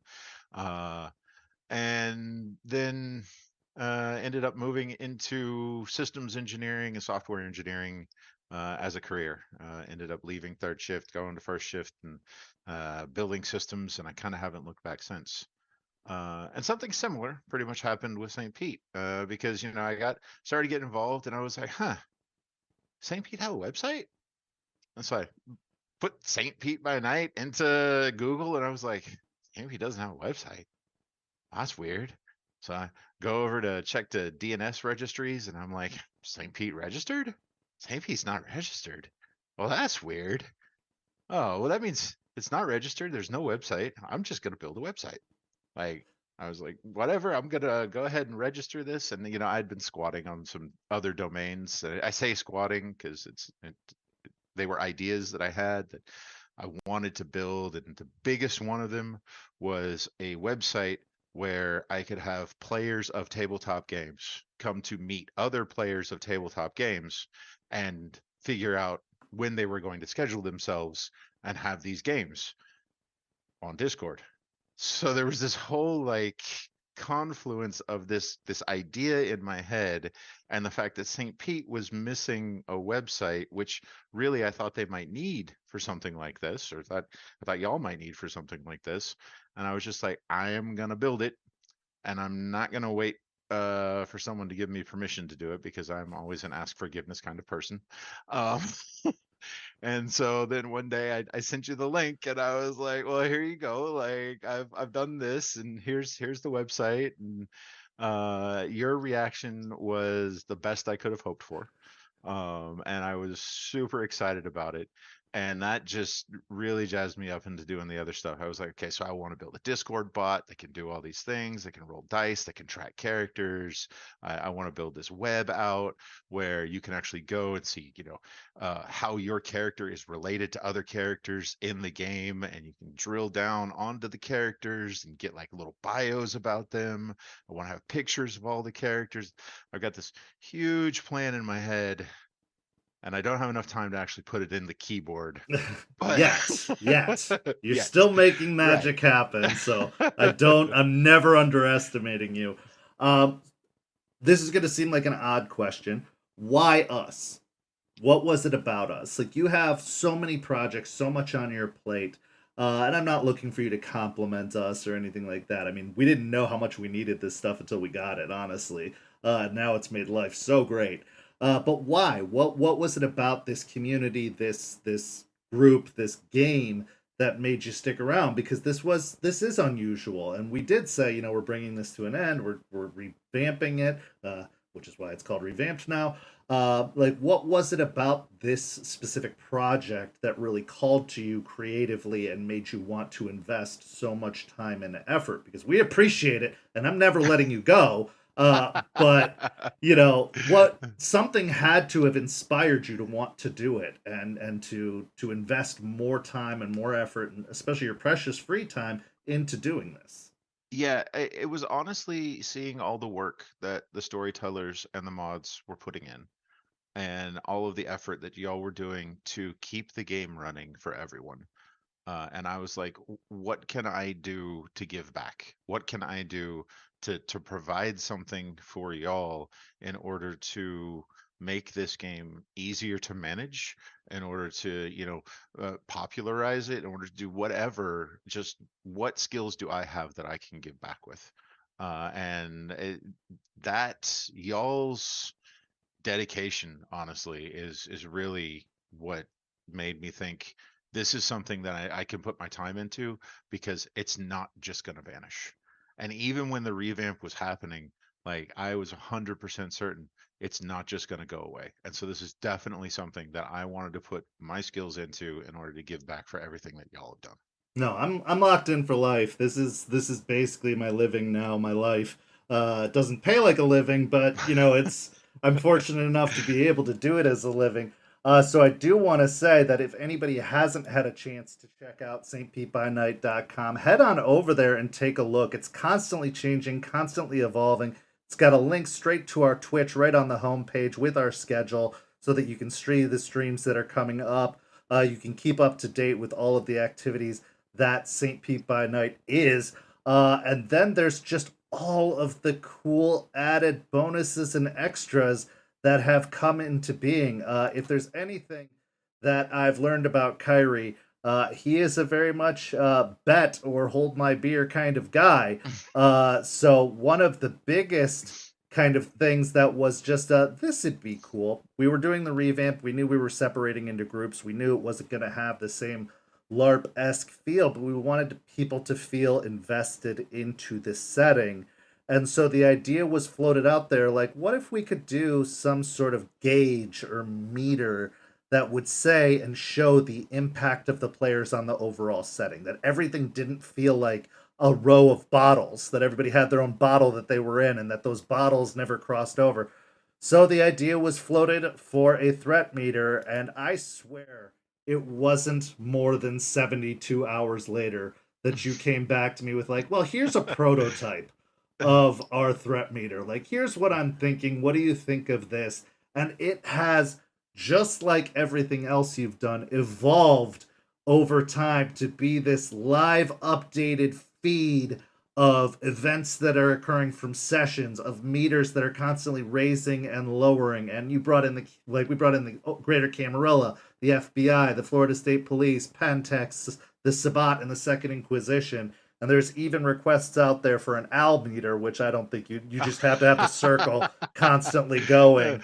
I can have that one update randomly. And filling just randomly. But it has been such a cool kind of addition to the overall setting and game, and it has brought this new life into the setting, and it's because of you. Like, it really was just a random idea that the staff had that we had kind of ruminated on, and it was just kind of like, in an ideal world, it'd be cool if we had this, and you were able to make it happen. How? What? I'm not asking for the technical talk because I won't understand it, but like, how did you learn to do these kinds of things? How did you become capable of doing these kinds of things? Honestly, it is, and I get asked this a lot. It is a lot of failure that got me here. And that's one thing that if I could emphasize to anyone, do not be afraid to try something new and fail. Because when I was on that help desk, I had no idea what I was doing, and I failed awfully and badly. But at least I had a boss at the time who was willing to accept my failures and say, "Hey, keep working through this." I mean, I now understand that, hey, he was getting a massive deal by basically getting less than an intern price for someone, but he was also losing a headcount in what he needed to accomplish. So don't be afraid to fail. Don't be afraid to try something new. Don't be afraid to just go out there on the internet and just learn from what's out there. Like, that's one of the greatest things about the internet, is that there is the sum total of human knowledge out there at your fingertips. There are courses that you can take. There are so many different, like, if you're interested in doing website stuff, there's so many different free software engineering courses that you can take. Even if it's just learning a little bit of scripting, you'll learn that you can apply that to your daily life if there's something that is a repetitive task you can do. Like, use the internet, use those tools, and don't be afraid to make mistakes. Yeah, absolutely. And another feature that you've added is the dice bot. Now, when we first started the server, we knew not everybody's going to have the number of d10s required or the separation between hunger dice and regular dice. So I had managed to hunt down and find something called Realm of Darkness, which was a Hmm. pretty Hmm. simplistic dice bot. And then, again, like the wizard that you are, you said, I can make this better. And took it and somehow not only cloned it, but did add a bunch of incredible features. And for those who are struggling with the dice bot, Kyrie has even taken it a step further and added a section on the website where you can find how to do all the different commands required to successfully operate the dice bot. And it is, again, one of the coolest additions, one of the most unique additions that we have within the game. What motivated you to try this? Motivated you to do this as well? Because it's a Yeah, big so undertaking. It's not a simple thing. right. So I had never built a Discord app before. And I had no idea what it would take to build a Discord app. But I was like, you know what? I use Discord all the time. Why don't I understand how to make one of these? Why don't I know how this works? And then the fact that St. Pete needed a dice bot, or I shouldn't say needed a dice bot, because there was the Realm of Darkness one, but there were features in the Realm of Darkness one that only existed if you subscribe to their Patreon. And I was like, well, I want to be able to provide those kind of features, like the character tracking features, to everyone who's on the St. Pete server without them having to subscribe to the Patreon.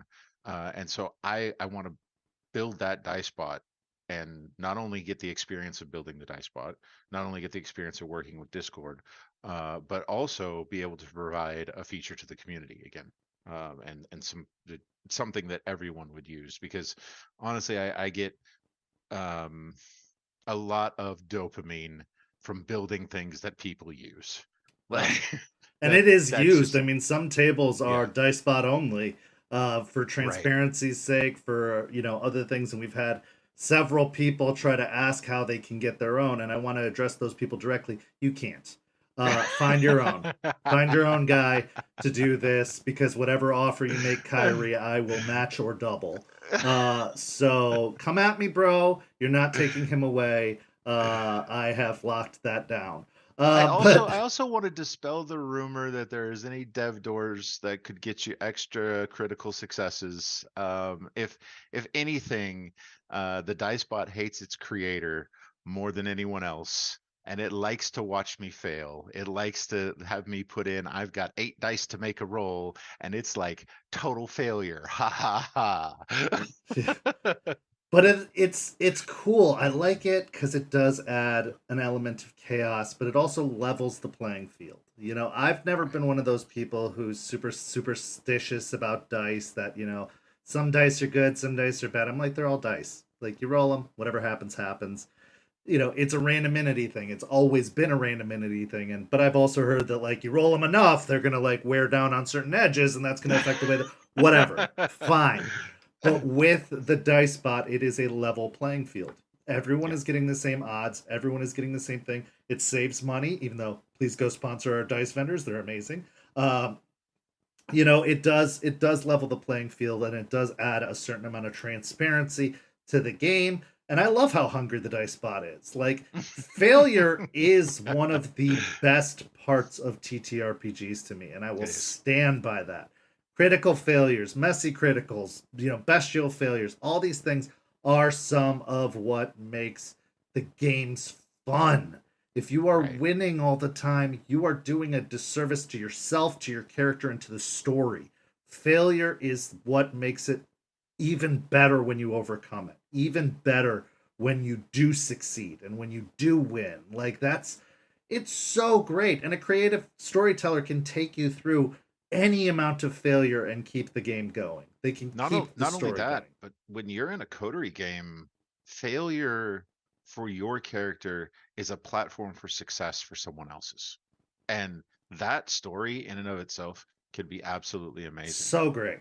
So great. It is what makes the game worth playing. It is what makes it have stakes, have odds, like the stress, the sweating, going for that final roll that it's like life or death, and you Mm-hmm. do it and you Mm-hmm. win. Holy, there's no better adrenaline rush. There's no better high than getting that win after losing time and time again. And you just miss out. And for players who fudge dice rolls, not storytellers are allowed to fudge dice rolls. I will stand by storytellers' ability to fudge dice rolls to tell a good story. But for players who are fudging dice rolls, you're doing yourself a disservice. You really are. Like, just let the odds be what they are. Take the loss and bounce back from it. Like, it's so good when it happens. And I like that the dice bot allows us to do that and allows us to have that opportunity. And I do think that you gotta go with it. And yeah, there are mechanics like willpower, as Urabos says in the chat. Uh, you know, those are great. Yes, it gives you an out and another Yeah, opportunity, but absolutely. like it's still, there's no beating the success after countless failures. Like, it's so good. So the last thing I want to touch on tonight before I let you go back to your incredibly busy and incredibly magical existence, you are in a game that is going to be debuting tomorrow night, known as Bloody Strings. It is a Vampire the Masquerade 5th Edition Chronicle set in St. Pete, run by our very own Bearer the Bard, professional storyteller slash game master Bearer the Bard. The first episode is going live tomorrow night at 8 p.m. Eastern. Talk me through your character, Gray Novak, and through, your coterie and the story without giving out too much, because that is a Okay. recorded game, so you're months ahead of where everyone else is. But kind of talk about what it was like bringing that table together. What's it been like playing with Bera, and what, the chemistry at the table's really good. I've gotten to sit in on some sessions and guest on some sessions. What's it been like, and what was some of the motivation behind building Gray? Yeah. So first off, the table chemistry I think is amazing. Truck is awesome. I love having him at the table. The car, awesome. Love having him at the table. And I have to, by law, say that I love having Nori at the table. No, I'm kidding. She's amazing as well, and I always love playing in the games that she's in. Um, And I was concerned because I didn't know really how we would gel, because I had several scenes with truck previously, but I hadn't had a whole lot of scenes with the car. I know that Nori had some scenes with the car, but I know she hadn't had a whole lot of scenes with truck. And so it was interesting. I was kind of nervous about how he would gel, but we hit it off so quickly and so easily, and just kind of found our groove. And Bera, I think, is really, really a huge factor, huge component in that. Like, I am exceedingly picky when it comes to giving out praise to storytellers, because I'm very picky about myself. And so I end up being picky towards other storytellers as well. And Bera is one of those who knows how to push all the buttons that make me have a good time. And I love being at his table. I love the way that he weaves these really intricate plots and only gives you the lens that your character can see through. And that lens shifts every session as you learn a little bit more and a little bit more and a little bit more, and you start to understand where the strings, the bloody strings, are being pulled from. And I absolutely encourage everybody to give it a watch. I have a great time playing. As far as Gray, he is basically everything Ian was not. He is self-centered. He is about himself and only himself. He is very much not interested in building a community, more interested in having the adoration of a community. So he's got big ambitions, but I don't know that he's ever going to be able to fulfill them. And playing him is a whole lot of fun, especially playing him opposite the straight guy, which Truck plays, which is really great, to have that banter go back and forth between us.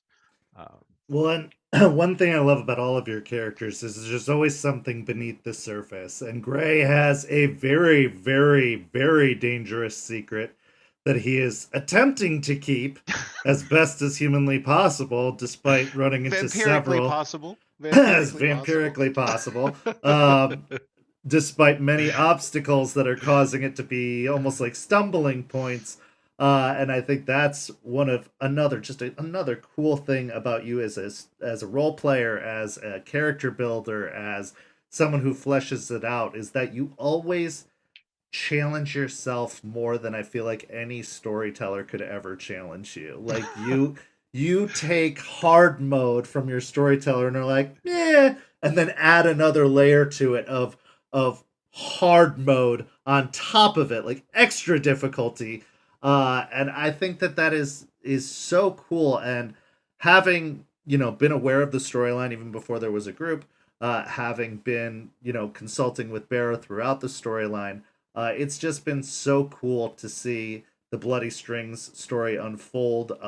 They finished their first story already. You are already on to your second story, and now people are getting to kind of go back and witness publicly the first story. And I can tell you, it is a hell of a ride. Like, the first story is absolutely a hell of a ride, and everyone is going to enjoy that. So that's Bloody Strings tomorrow at 8 p.m. right here on the St. Pete Twitch channel. Tune in for that and witness their adventures. And they'll be airing weekly on Sundays at 8 p.m. So you can see it on the schedule. It will become a regular part of our lineup. What is something that you would tell people to look out for or be particularly watchful of if they do tune, or when they do? I'm not going to say if. Everyone's going to okay. tune into it. When they tune into Bloody Strings, what is something that you would tell them to like keep an eye out for? um, I would say that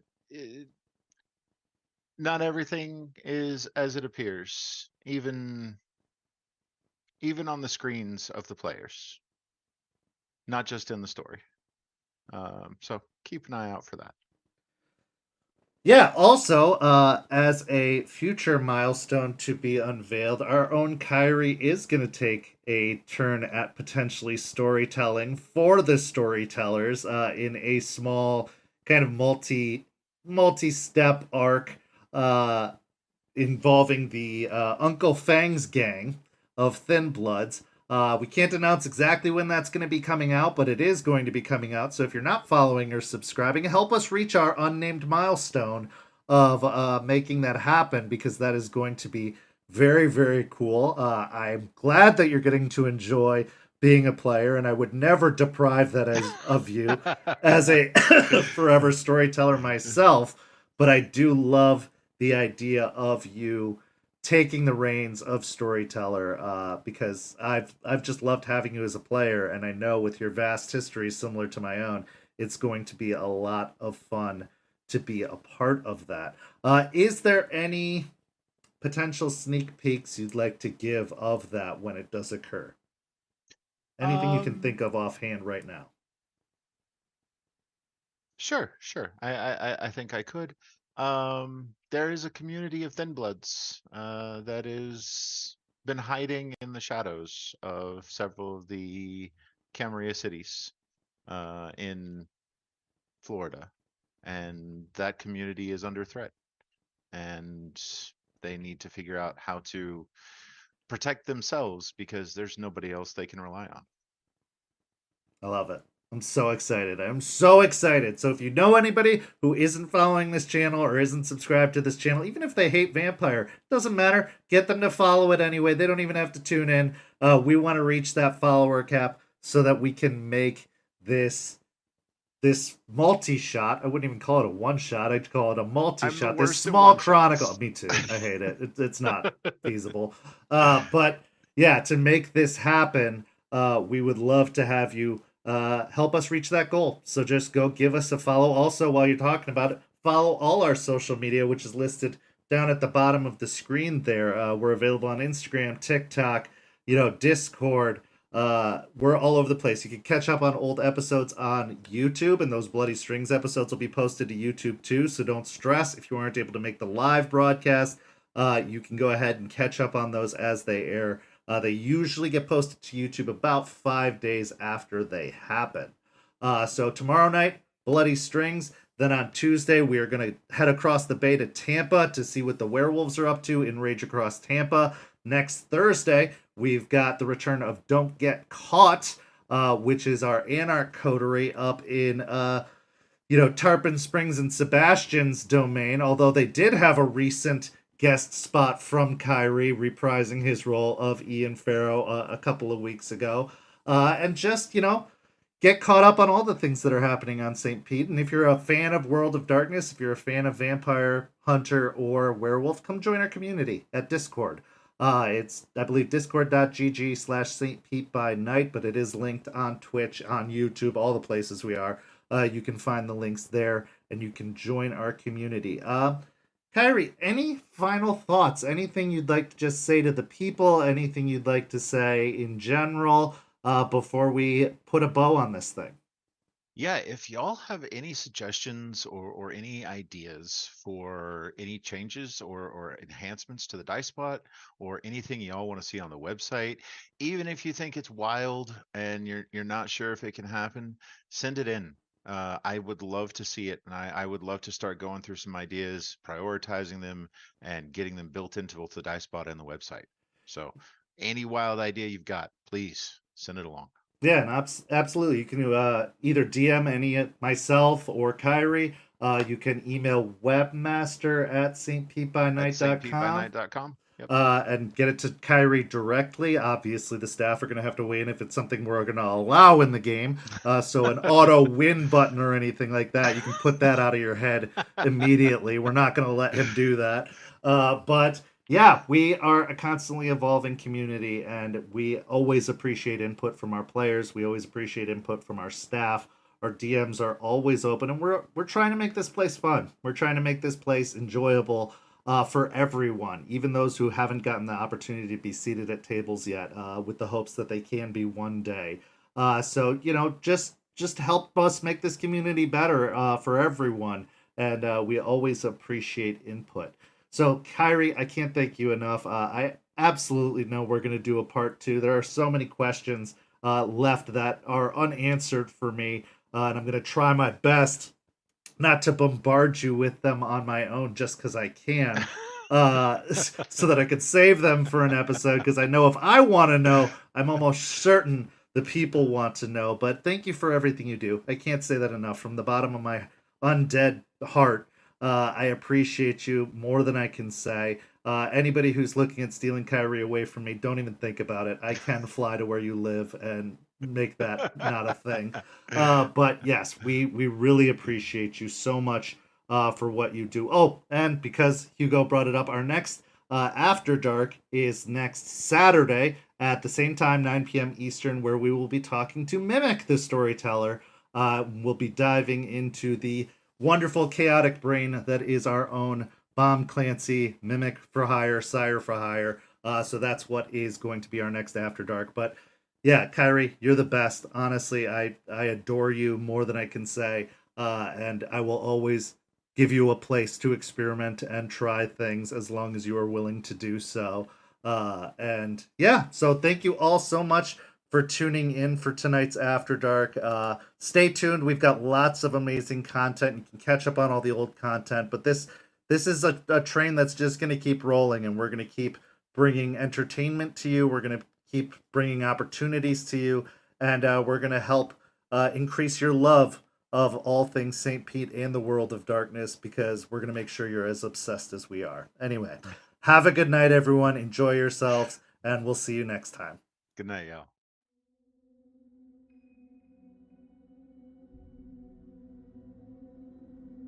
This has been a St. Petersburg by Night production. After Dark is produced in agreement with the World of Darkness and Dark Pack. The host for After Dark is Kent. Visit our website at stpetbynight.com for more information about all of our podcasts and how you can become a part of our community. Thank you for listening. Until next time, fangs, stakes, and claws out.